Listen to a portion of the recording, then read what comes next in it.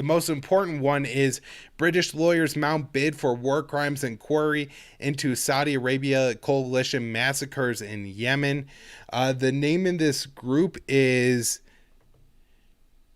Janica, I'm sure I'm mispronouncing this quite a bit. 37, Guernica 37.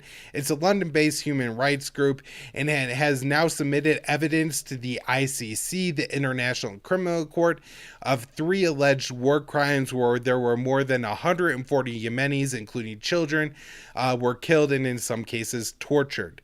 The lawyers are arguing the ICC needs to launch an investigation into the alleged crimes and are exploring the possibility of pursuing international arrest warrants against military leaders of the 6-year war, as well as bringing class actions against Britain and the United States.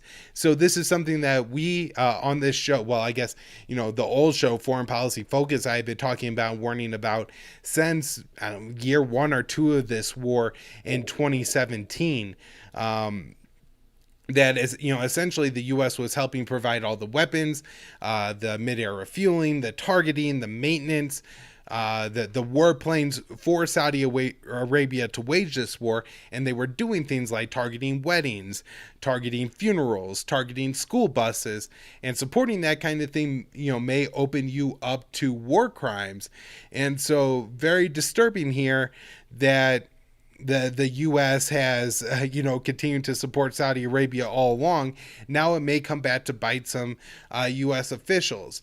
Now, one important thing to note here is I don't think any of the countries that are being alleged to commit war crimes has signed on to the Rome Statute that gives the ICC jurisdiction. And so what I guess I'm hoping for here is maybe the ICC will do an investigation and produce a report that will be credible to people, showing how brutal this war in Saudi Arabia has been. I'm not really naive enough to think that anybody will be brought to justice because of this investigation. However, it could help turn the U.S. public support against this war and could help to end it. The 3 cases that this group is bringing before the ICC is an airstrike by the Saudi coalition against a school bus in August of 2018, killing 34 and maiming dozens more. This attack not only hit a school bus, but was in the middle of a market. I believe I've seen reports that up to 50 children died in this attack, but it does say in here that some of the children that were on that bus, their body parts were unrecognizable. So maybe they don't even have an actual count because, there's kids that were entirely incinerated, others where, only fingers or feet remain or something like that. The second one is a double missile attack launched in October of 2016 against a funeral gathering. This was in downtown Sana'a. It was attended by over 1,000 people.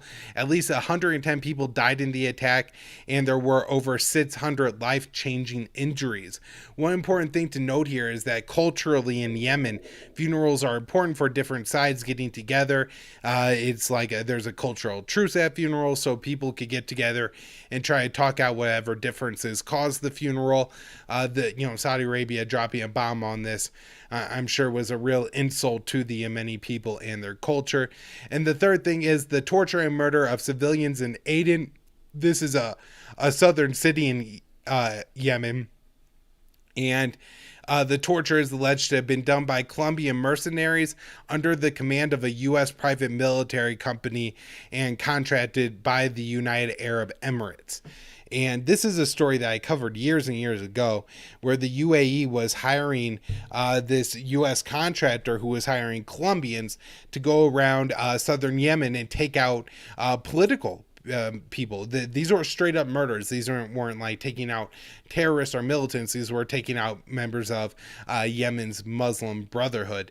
And then the war crimes talked about in the last one is widely reported by AP. They were going as far as tying people up over a fire and, essentially cooking them over a spit.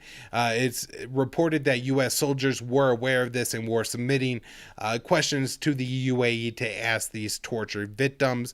And And so I think there's a lot of room here for U.S. officials to be named and in my dreams held accountable, but at the very least, hopefully disgraced. Although, when you look at people like Matt Spoob, Paul Wolfowitz, and Robert Kagan being held up and allowed to speak up on Afghanistan, doesn't give one hope that even if we knew that the U.S. was involved in torturing people in Yemen, that we would even have any desire to hold those who did it accountable.